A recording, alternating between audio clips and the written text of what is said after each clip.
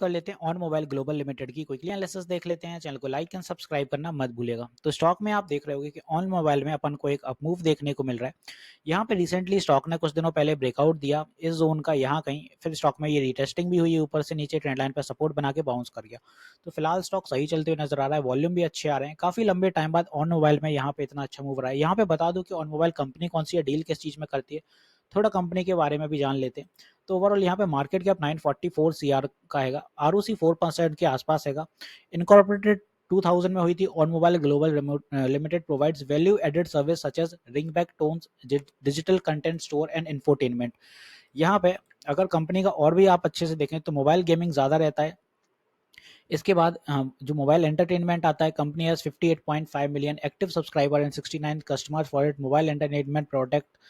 साथ ही साथ आप देखें तो क्लाइंट इनके एयरटेल, बीएसएनएल, मूवी स्टार, और radio, Samsung, B cash, PhonePe, ये सारे इनके एज ऑफ क्लाइंट हैं। रेवेन्यू अगर देखें तो टोन से इनका 37% रेवेन्यू आता है, वीडियोस से 37, चैलेंजेस अरीना से 11%, तो गेम से 7%। तो काफ़ी अलग अलग एरियाज से इनका अलग अलग रेवेन्यू आता है। और यहाँ नहीं, इनका यूरोप से सबसे ज़्यादा रेवेन्यू निकल के आता है। अगर स्प्लिट किया जाए 49%, अफ्रीका से 22, बाकी इंडिया से 22% हैगा। तो उसके अकॉर्डिंग यूरोप सबसे बड़ा इनका एरिया निकल के आता है। अब फाइनली यहाँ पे देखें तो स्टॉक के कुछ समय पहले के जो रिजल्ट हैं वो कुछ उतने खास नहीं रहे। 2 क्वार्टर लास्ट ईयर के कुछ ठीक ठाक नहीं थे, नेगेटिव थे, और उसके पहले भी कुछ ठीक ठाक ही ग्रोथ देखने को मिलती है एज ऑफ, क्योंकि रिसेंटली स्टॉक के नतीजे 31 जुलाई 2024 है। तो अगर बाय करने की सोच रहे हो तो थोड़ा यहाँ पे आप वेट कर लो, रिजल्ट देख लो, उसके बाद बाय करना ज़्यादा बेहतर रहेगा।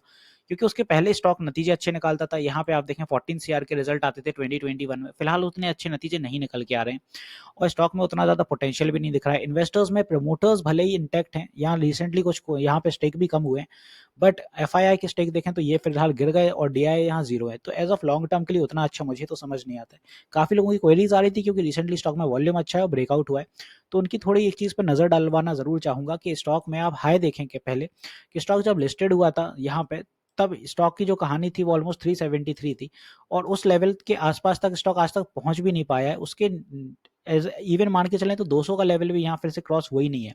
वापस से इसने बुलिश मूव दिखाया था 2022 में, तो 195 से रिवर्स आया था। स्टॉक अगर ओवरऑल देखें तो 76% करेक्टेड है। तो फिलहाल लॉन्ग टर्म के लिए तो मत देखिएगा स्टॉक, जो लोग भी देखना चाहते हैं। बात यही रहा कि शॉर्ट टर्म के लिए आप अगर इसमें कुछ इन्वेस्टमेंट करना चाहते हैं तो एज ऑफ आपका प्रॉफिट बनता है तो एग्जिट करिए, अपनी पोजीशंस क्लोज करिए, और प्रॉफिट से मतलब होना चाहिए आपको। साथ ही साथ यहाँ पे देखें कि एक रीटेस्टिंग के बाद स्टॉक चल रहा है, तो कितना चलेगा वो देख लेते हैं। पर डेली टीएफ के अकॉर्डिंग आरएसआई में अभी कुछ तो गैप है, तो ये चल सकता है आप मूव पे। Same as with weekly TF के अकॉर्डिंग काफी चल सकता है, बिकॉज आरएसआई काफी कूल डाउन हो चुका था यहाँ पे। एक समय ओवरबॉट पे था, फिर ओवरसोल्ड भी हुआ, और अब as of middle of the time frame पे चल रहा है। हालांकि यहाँ पे 1 आर पे कुछ पुल बैक है, तो अब यहाँ पे आपको क्लैरिटी आएगी कि स्टॉक अगर यहाँ से नेक्स्ट सेशन में कुछ वीकनेस दिखाता है, तो स्टॉक अगर इस ट्रेंड लाइन के करीब मिलता है तो बहुत अच्छी बाय रहेगी, क्योंकि ट्रेंड लाइन से जब बाउंस होएगा तो स्टॉक में फिर से अप मूव आएगा और 95 के टारगेट दिखा सकता है। तो एज ऑफ फॉर ना ये कुछ अपना जोन है प्रॉफिट बुकिंग का 92 से, और ऊपर की दिशा में अपन को जो टारगेट रहने वाले हैं, अगर ये बुलिश मूव फिर से पकड़ता है तो 95 का ये कुछ हर्डल होगा, और further in the line the next resistance will be 100, बड़ा साइकोलॉजिकल लेवल, और ये अगर सस्टेन करता है तो 105 तक इसमें सेलिंग ज़्यादा रहेगी। तो ये पूरा जोन 100 से 105 तक तो बड़ा क्रिटिकल रहेगा। फिलहाल 95 100 तक के आप टारगेट लेके चल सकते हैं यहाँ कहीं तक। तो एज ऑफ ना ऑन मोबाइल में अपना यही सिनेरियो रहने वाला है। अप ट्रेंड में अगर ये आता है तो ये कुछ अपने टारगेट्स यहाँ पे आपको देखने को मिल सकते हैं।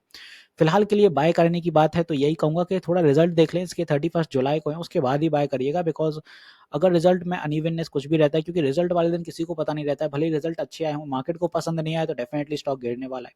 तो मूड ही रहेगा स्टॉक और वोलेटाइल भी रहेगा, तो रिजल्ट के बाद देखिएगा। ईएमएस के अकॉर्डिंग फिलहाल यहाँ पे 200 डे ईएमए सस्टेन आज हो चुका है, और स्टॉक अगर और मूव दिखाता है ये 200 ईएमए के ऊपर अगर अच्छे से निकलता है तो यहाँ मे भी एक सपोर्ट भी क्रिएट हो जाए 200 डे ईएमए का, फिर मे भी अप ट्रेंड अच्छा रहेगा। तो आई होप मैंने ऑन मोबाइल यहाँ अच्छे से क्लियर कर दिया। एक चीज़ और बता दूं, मैं लाइव सेशंस भी लेता हूँ मार्केट आर में, सुबह 10 बजे से 1 बजे तक और शाम 9 बजे। ये शेड्यूल मंडे टू फ्राइडे चलता है, और आप अपनी क्वेरीज क्लियर करने के लिए लाइव सेशन में इंटरेक्ट हो सकते हैं। लाइव सेशन ओवरऑल यूट्यूब पर ही स्ट्रीम करते हैं और फ्री ऑफ कॉस्ट है। स्टॉक में जो स्ट्रॉन्ग सपोर्ट अपने रहेंगे वो आप समझ लीजिए। स्टॉक सब में स्ट्रॉन्ग सपोर्ट होगा 86 का, और अगर उसके बाद भी कोई पुल बैक बनता है तो यहाँ पे फिर अपना रहेगा ये ईएमएस के करीब 83 के आसपास। तो ये दो स्ट्रॉन्ग सपोर्ट हैं, बाकी सारे एज ऑफ रेजिस्टेंस है। तो आई होप मैंने यहाँ ऑन मोबाइल अच्छे से क्लियर कर दिया। मिलते हैं नेक्स्ट वीडियो में। This is me Shubham Yadav signing off.